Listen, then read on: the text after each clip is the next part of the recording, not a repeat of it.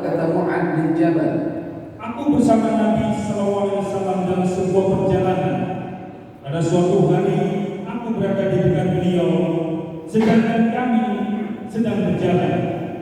Aku berkata, wahai Rasulullah, beritahukan kepadaku amal perbuatan yang dapat membuatku masuk surga dan menjauhkanku dari api neraka.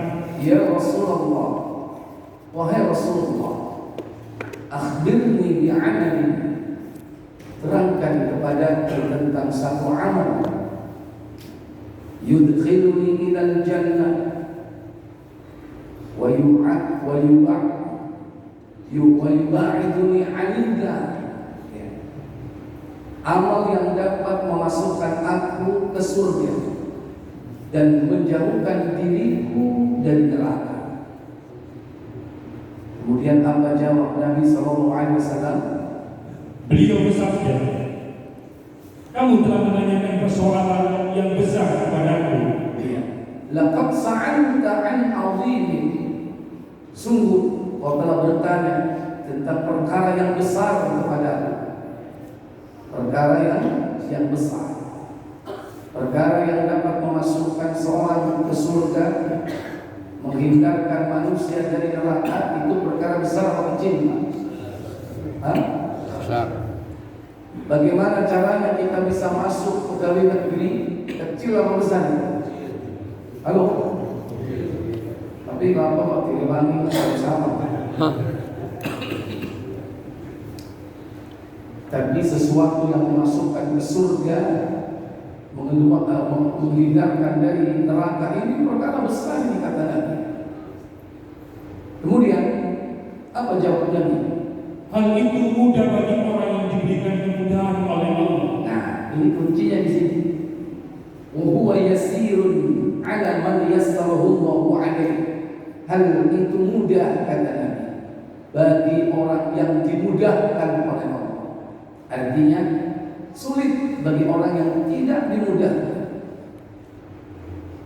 Kemudian Nabi menyebut apa saja yang dapat memasukkan ke surga, menghindarkan dari neraka. Apa kata beliau? Yaitu kamu hendaknya menyembah Allah dan tidak menyekutukannya dengan yang lain.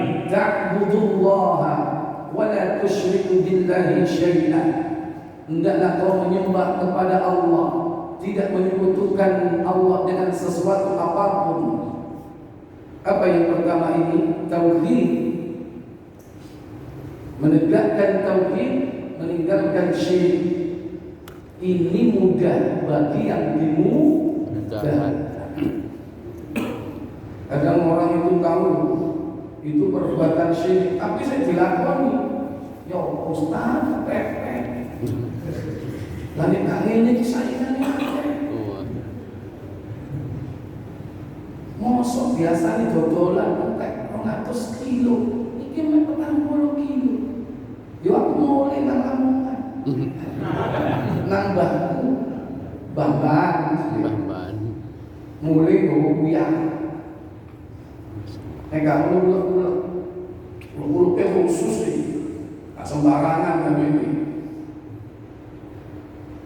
Orang ngerti kadang-kadang, tapi dalam urusan duniawinya kadang orang mencari legitimasi. Ya apa mari Ustaz? Lah sing loro iki gak kuat. Ya apa carane iki penyakit ilang? Terus tak budal nang nggone alternatif cek penyakitnya dipindah nang wet. Terus Orang terus. Ya apa maneh? Hal itu mudah bagi yang dimudahkan, tidak mudah bagi yang tidak dimudahkan. Yang kedua, Mendirikan sholat. wa tuqimus shalah. 3. Menunaikan Wa zakat. tu'tiyaz zakat. Terus. Berpuasa di bulan Ramadan. Wa tasummu Ramadan. Dan melaksanakan haji di Baitullah. Wa tahujjul baital haram. Ternyata yang disebut Nabi ada 5. Semuanya adalah arkanul Islam. Ternyata sholat itu dimudahkan oleh Allah. Puasa yang kita lakukan karena Allah mudahkan. Kalau tidak dimudahkan oleh Allah, nggak gampang. Makanya jangan dumeng. Aku biasa poso. Nek sampai maghrib baik biasa. Mau jam beras bengi kuat. Ya boleh. Sekalipun orang kuat, kalau menyelisih sunnah, menyelisih kaifiyah puasa, seandainya nyambung sampai besoknya, haram hukumnya. Bahkan itu kata Nabi, puasa wisol. Dari wong Jawa belum mati, ada aturan. Kita menegakkan sholat, kita menunaikan zakat, kita melaksanakan haji, umrah, itu kemudahan dari Allah. Jangan mentang-mentang duit keret. Aku Ramadan umrah full sebulan. Bukan karena duit kita, karena kemudahan dari Allah Jalla wa'ala. Karena berapa banyak orang duitnya banyak sampai hari ini belum bisa haji, belum berangkat ke tanah suci. Ada nggak seperti itu? Ada? Mereka yang duitnya cumponet, nggak punya duit maka bisa berangkat karena dimudahkan oleh Allah Jalla wa'ala. Inilah jawaban Rasulullah SAW terhadap pertanyaan Mu'adz bin Jabal. Apa berhenti sampai di situ? Ternyata tidak. Mu'adz diberi bonus dengan ilmu-ilmu yang lain. Apa kata Nabi SAW? Beliau melanjutkan, maukah aku beritahukan kepadamu pintu-pintu kebaikan?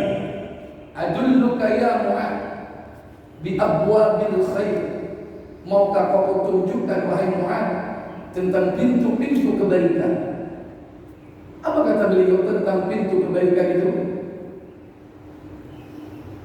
Puasa adalah perisai. As-siyamu junnah. Puasa adalah perisai. 2. Sedekah itu dapat menghapuskan dosa sebagaimana air dapat memadamkan api. As-sadaqatu tudfi'ul khati'ah. Sedekah itu dapat menghapus kesalahan. Kama tudfi'ul ma'un nar. Sebagaimana air dapat memadamkan api. 3. Dan sholat yang dilakukan oleh seseorang di tengah malam. Iya. Wassalatul rajul fi jawfil lail. Dan sholat yang dilakukan seseorang di malam hari. Salatul lail, sholat tahajud, qiyamul ramadan, atau sholat tarawih malam mulai dari maghrib atau selepas isya sampai dengan subuh. Siapa yang melakukan sholat ini akan diberikan oleh Allah pintu-pintu kebaikan. Pertama tadi apa? Puasa. Puasa adalah perisai, junnah. Kata Syekh Muhammad bin Shalih Al-Utsaimin, junnatun fil akhirah, junnatun 'anil nar. Perisai di akhirat itu adalah perisai dari neraka. Karena tidaklah orang yang berpuasa sehari di jalan Allah, dia akan dihindarkan dari neraka sejauh perjalanan 70 musim. Baca Sahih Muslim nomor 1120.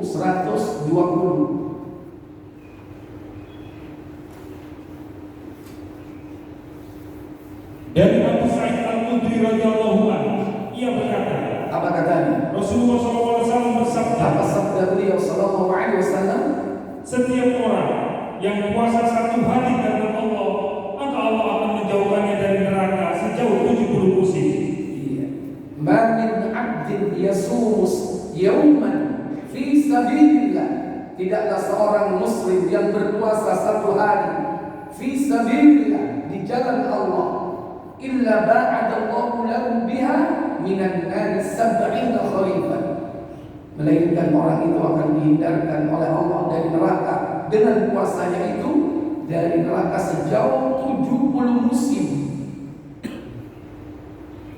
Di negeri kita berapa musim? 2. 70 dibagi 2, 35 tahun. Kalau ada perjalanan sepanjang selama 35 tahun, jaraknya diukur, sejauh itulah orang dihindarkan dari neraka. Baru 1 kali, 1 hari dia berpuasa, tapi dengan catatan fi sabilillah. Selama dia puasa, dia berada di jalan Allah. Makanya nek puasa itu aja melutus tidak benar. Pelayapan yang tidak ada arti, pakai di jalan Allah. Puasa pakai menuntut ilmu. Ini enggak katanya buku orang mau. Ya. Ya boleh seger-seger Ustaz. Seger-seger apa? Seger-seger motor. Delok apa? Jom naik berapa? Bisa diri, kondisikan diri kita selalu di jalan Allah. Puasa. Dan puasa di sini, kenapa tadi disebutkan rukun Islam? Kan ada puasa. Puasa di sini apa? Dihidupkan setelah yang wajib, yang sunnah. Puasa sunnah.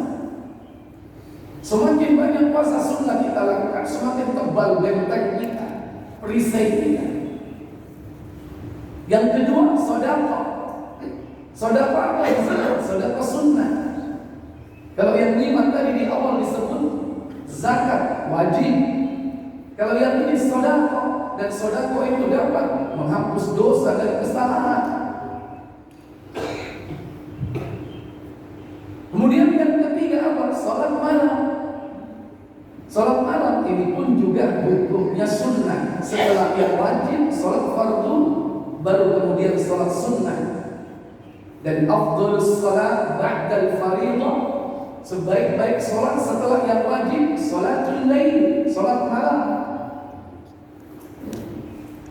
Dari 3 perkara inilah kemudian Nabi SAW membaca ayat dalam Al-Quran, yang di dalam ayat tersebut terdapat amalan sunnah, baik berupa sedekah, infak di jalan Allah, ataupun sholat malam.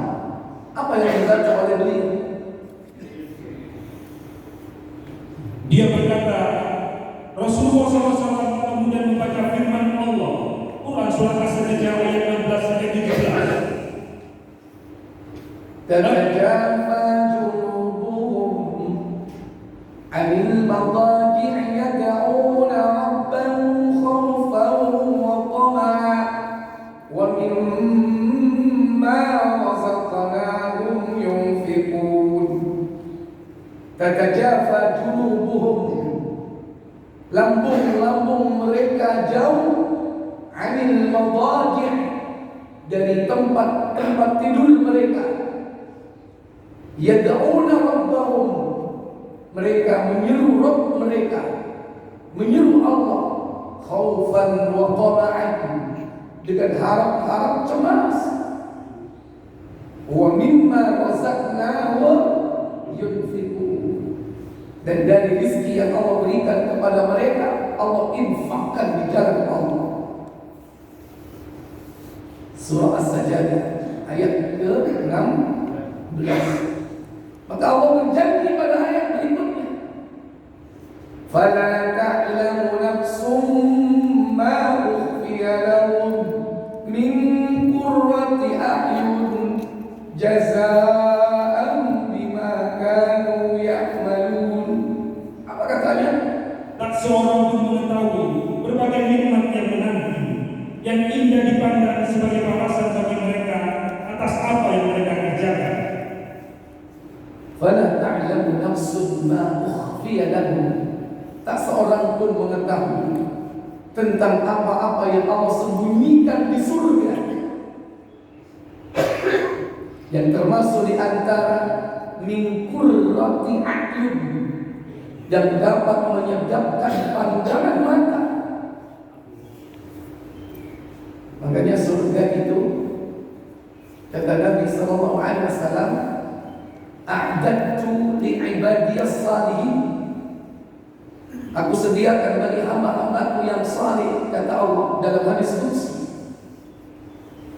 Ibnu Majah, coba dicek bab surga hadis pertama.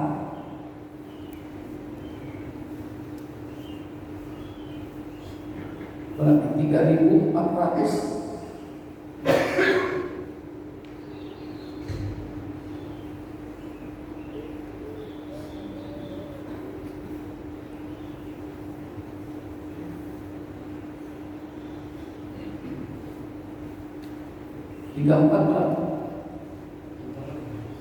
Bab surga, cari buka hadis pertama.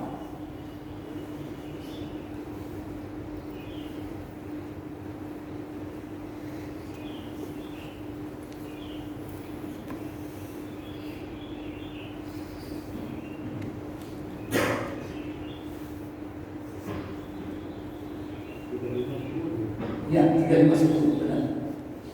Langsung. Dari Abu Hurairah radhiyallahu anhu berkata, Apa katanya? Rasulullah SAW bersabda, Apa sabda beliau? Allah Subhanahu wa taala berfirman, Apa firman Allah? aku persiapkan untuk hamba-hambaku yang saleh sesuatu yang tidak pernah dilihat mata, didengar telinga, dan juga tidak pernah terlintas pada hati manusia. Mana ainun ra'at, surga yang Allah janjikan bagi orang-orang yang saleh ada sesuatu yang belum pernah terlihat oleh mata. Wala udhunun sami'at, sesuatu yang belum pernah didengar oleh telinga. Wala khatara ala qalbi basharin, dan sesuatu yang belum pernah terbersit dalam hati manusia. Kalau masih bisa dibayangkan, kalau masih bisa diimajinasikan, maka surga jauh lebih dari itu. Makanya Allah katakan nanti akan disembunyikan nikmat itu bagi orang-orang yang akan dikaruniakan surga kelak. Nikmat-nikmat yang luar biasa. Maka amal saleh inilah yang menentukan klaster kita di surga nanti. Surga itu rahmat Allah. Orang yang memasukinya semata-mata rahmat dari Allah. Tapi amal soleh inilah yang menentukan derajat tinggi kita di surga. Ikhwatan iman, azza ya Allah. Kembali ke cerita ini. Apakah berhenti sampai di sini? Sahabat Mu'ad diberikan oleh Nabi ilmu. Ternyata Nabi memberikan bonus yang banyak kepada Mu'ad. Apa kata Nabi kepada Mu'ad? Beliau lalu bersabda, maukah kamu aku beritahukan tentang pangkal, tiang, dan sekaligus puncak segala urusan? Adulluka ya Mu'ad, maukah kau Mu'ad kutunjukkan biraqsil amri, tentang pangkal segala urusan, wa amuti, tiangnya, wa dirwati sanami, dan puncaknya. Pangkal, tiang, puncak. Apa jawab Mu'ad bin Jabal? Aku menjawab, tentu wahai Rasulullah. Bala ya Rasul, tentu wahai Rasul. Tidak sekedar jawaban iya, na'am, tapi apa? Bala. Apa itu? Of course, tentu wahai Rasul, beri kami. Baru kemudian Nabi menjawab. Beliau bersabda, pangkal segala urusan itu adalah Islam. Ra'sul amri al-Islam, pangkal segala urusan itu adalah Islam. Apapun urusan di dunia ini, kalau tidak bermuara kepada kejayaan dan kemenangan Islam, maka perkara itu perkara kecil, perkara yang remeh. Sekalipun dikeluarkan dari urusan itu harta yang banyak, perkara yang harus menghabiskan dana miliaran, triliunan mungkin, tapi kalau bukan untuk kepentingan Islam, itu perkara kecil. Pangkal segala urusan itu Islam.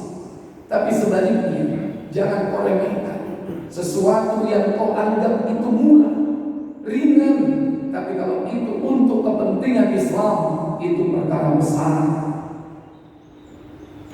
Walaupun hanya segelas air, tapi itu untuk kepentingan agama Allah, kepentingan kemenangan Islam, itu perkara besar.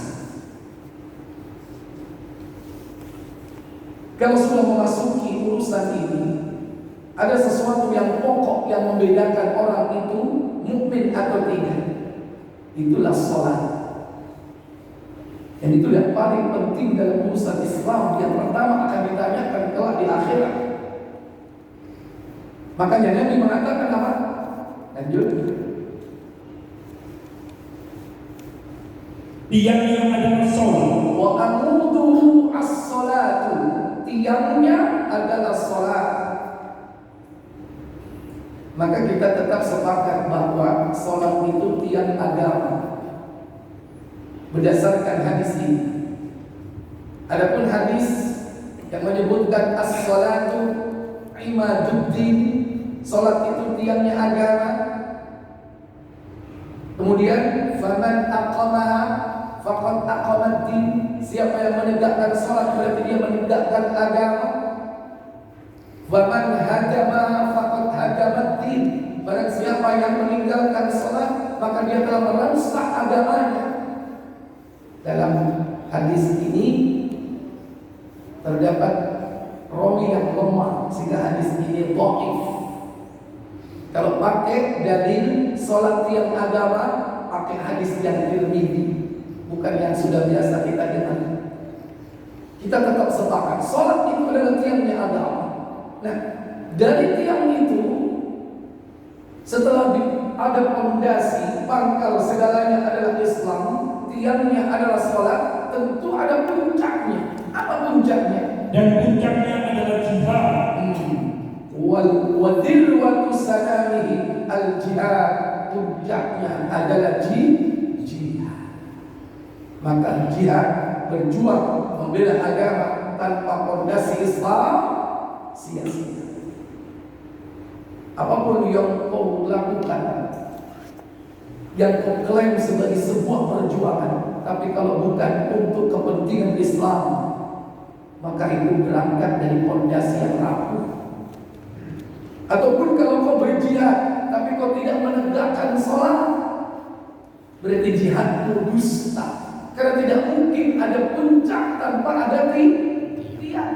Ada puncak, tidak ada tiang, berarti ngapain? Nama dia tidak punya sandaran. Maka jihad yang dilakukan oleh seseorang tanpa dia menegakkan sholat, dusta jihadnya. Pangkal, tiang, dan puncak. Kemudian apa kata Nabi SAW? Menutup semua ilmu yang sudah disampaikan kepada Mu'adz bin Jabal radhiyallahu ta'ala. Apa kata beliau? Beliau kembali bersabda, maukah kamu aku beritahukan hal yang dapat menjaga itu semua? Aku menjawab, tentu wahai Rasulullah. Nabi kemudian mengatakan, adulluka ya Mu'adz, maukah kau Mu'adz kuberitahukan tentang di mana kidzalika kulli, sesuatu yang dapat memelihara semua itu, menjaga semua itu, menjaga rukun Islam, menjaga pintu-pintu kebaikan, menjaga urusan Islam, menjaga sholatmu, menjaga jihadmu, menjaga semua itu semua. Maka Mu'adz menjawab, bala ya Rasul, tentu wahai Rasul. Apa yang dilakukan oleh Rasul ketika itu? Beliau lalu meraih lisan beliau dan bersabda, tahanlah lisanmu ini, fa akhadha lisanuhu. Nabi SAW meraih lisan beliau dan mengatakan, kuffa alaika hada, peliharalah ini, tahanlah ini, jagalah ini. Beliau sambil meraih lisannya mengucapkan kalimat itu. Pak, lisan itu apa? Ucapan itu qaulun yang dipegang Nabi itu. Kan kalau ucapan itu abstrak, Nabi itu memegang bendanya, namanya lisan. Apa lisan? Lidah, bukan mulut. Nabi bukan memegang mulutnya, memegang lisannya. Lidah dari pegang beliau. Dan beliau mengatakan, kuffa alaika hada, jaga lisan. Tapi kalau orang Jawa kan beda ya. Oh, cangkemmu enggak sih? Beda. Kalau itu mulut kan beda, bukan mulut, bukan. Tapi nggak ada orang Jawa katakan, oh iratmu itu, jogon iratmu, nggak cocok. Yang betul itu lisan. Kenapa lidah ini penting? Yang menentukan amal kita ini terpelihara, pahala-pahalanya itu lisan. Sekalipun lidah ini tak bertulah, dia bisa lebih tajam daripada orang yang pedang, yang silet, sesuai dengan sing dibilang apa ya? Heran. Lidah. Orang punya mulut, nggak punya lidah, bisa ngomong kan? Nggak bisa. Orang punya lidah, mulutnya nggak sempurna, alias sombong, masih bisa ngomong, walaupun tidak sempurna. Lidah itu yang paling vital. Makanya Nabi SAW mengatakan, jaga lidahmu. Kenapa demikian Bapak Ibu? Amal ibadah kita ini bisa habis karena tidak menjaga lidah. Gara-gara lidah ini, orang bisa habis pahala amal soleh. Contoh, ampun gila, aku tahajud, tanjong, loro, sholat merong rokaat, begitu salam ke subuh. Duduk nolak sholatnya panjang, padahal sujudnya itu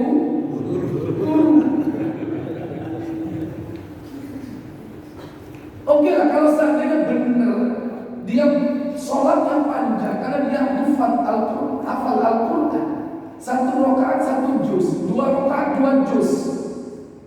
Tapi kalau kira-kira kita ngomong seperti itu, ria atau tidak? Ria. Habis itu ibadah, amal ibadahnya. Gara-gara lisannya, pahalanya hangus.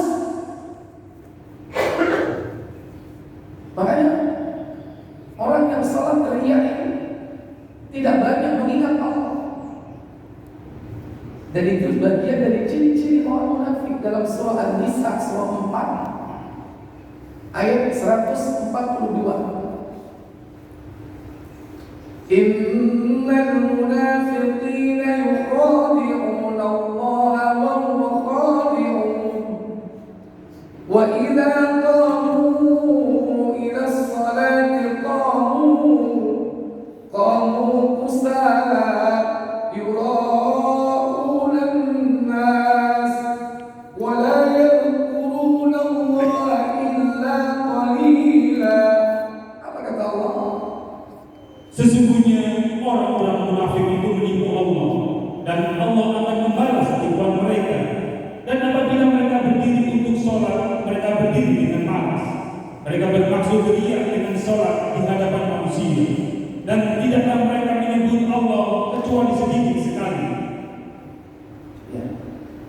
Contoh lagi menceritakan amal solehnya.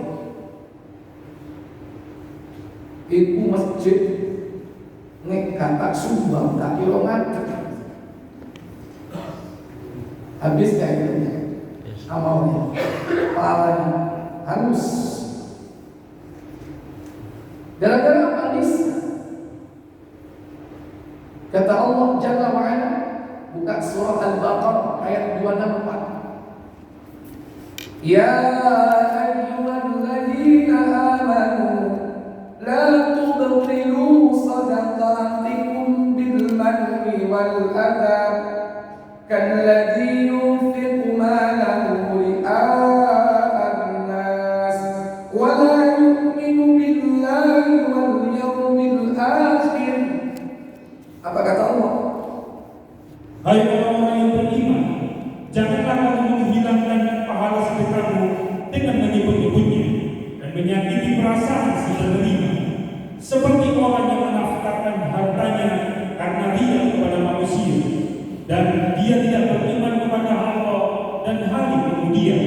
Wahai orang-orang yang beriman, jangan kau batalkan pahala sedekahmu bil manni, dengan menyebut-nyebutnya. Mencari wong Sidoarjo mudah.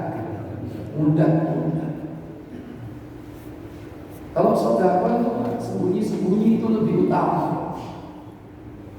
Jangan sampai ada orang tahu, apalagi sampai ngomong, menceritakan sedekah. Orang yang kelak di akhirat dinaungi di padang mahsyar itu orang yang sedekahnya sembunyi-sembunyi. Orang dekatnya sekalipun nggak tahu. Sampai kata Nabi, rajulun tasaddaqa bi sadaqatin fa akhfaha. Orang yang bersedekah sembunyi-sembunyi hatta la ta'lama simaluhu, hingga tangan kirinya tidak mengetahui ma tunfiqu yaminu, apa yang diberikan oleh tangan kanannya. Ini kiasan, Pak. Dudu nek sedekah sing kiwa disengit bukan. Cek harus bukan. Artinya tangan kanan dan kiri ini maksudnya orang dekat. Orang dekat sekalipun tak tahu. Siapa orang dekat? Dia adalah istri bagi suami. Dia adalah suami bagi istri. Makanya sampean sedekah, gak usah cerita bojone. Engko tukaran sampean. Pak, apa Pak? Aku mau sedekah. Iya. Sopo sing mau kene? Sakno ono kok sakno. Terus mau kene 2 juta. Aku belum tahu mau jajari 2 juta, kok iku 2 juta. Iya iki sakno oleh rondo. Anaknya kayak rondo. Dan ini ada apa?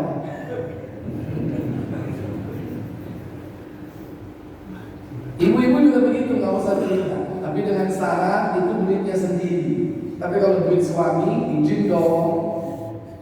Kalau duit sendiri, nggak usah cerita suami.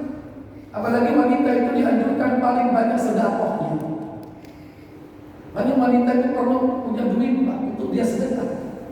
Kayak ono, bukan duit belanja, duit khusus pribadi. Kalau duit belanja di sedekah nggak boleh, dan dapat pahala sampean. Ini khusus untuk mama, ini pribadi. 5 juta cukup kan? Lumayan. Bergerak bebas ya. Khusus. Nah, sampai 3 isi saya belonjo ya. Itu kalau nggak diakatkan itu nggak boleh, Pak. Ini ada sisanya belanja 1 juta. Boleh nggak untuk mama? Boleh. Nah, baru milik kita murni, Bu. Kalau nggak harus izin dulu. Biasanya bayar listrik 2 juta. Ini ngirit pinter bojomu oleh 1,5. Ya, berarti apa sih sambil 500. Gak oleh meneng-menengan, dia itu jilbab kan. Ada izin, jadi itu apa? Amanah. Uang amanah dengan uang pribadi beda. Sedekah. Nah, kalau sudah sedekah, sembunyikan untuk kita dan Allah saja. Nah, ini contoh di dunia.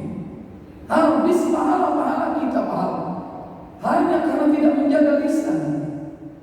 Belum lagi nanti di akhirat banyak orang bangkrut gara-gara apa? Dia banyak pahalanya. Ketika dibawa pahalanya di akhirat ternyata habis hanya karena 5 dosa, 3 perbuatan, 2 lisan.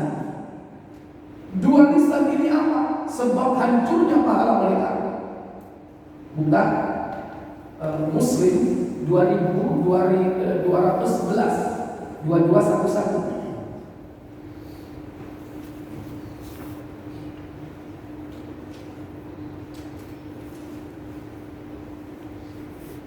Dari Abu Hurairah radhiyallahu anhu ia berkata, Rasulullah SAW bersabda, Apa sabda beliau?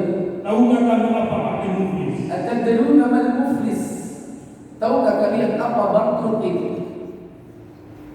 Apa selain bangkrut? Jawab para sahabat. Apa jawab sahabat? Muflis menurut kami ialah orang yang tidak mempunyai uang dan tidak punya harta. Al-muflis fina man la dirhaman wala mata'. Kata sahabat, orang yang bangkrut di kalangan kita adalah orang yang tidak memiliki uang, dirham, wala mata' dan tidak punya perhiasan. Apa jawab Nabi? Sabda Rasulullah SAW, muflis dari umatku akan datang dalam di hari kiamat membawa sholat, puasa, dan zakat. Iya. Nabi mengatakan al-muflis fina, orang yang bangkrut di kalangan kita itu adalah ya'ti yaumal qiyamah. Dia datang telah di hari kiamat bisolatin, dengan pahala salatnya, wasiyamin, pahala puasanya, wasakatin, pahala zakatnya. Pendeknya pahala seluruh amal solehnya, tapi dia lupa pada saat yang sama membawa dosa. Apa itu? Dan membawa dosa karena dia pernah memaki orang. Qad syatabahaga, pernah mencaci maki saudaranya. Saudaranya sesama muslim diilok-ilok sampai hancur nama baik, dipisui. Oh, dia so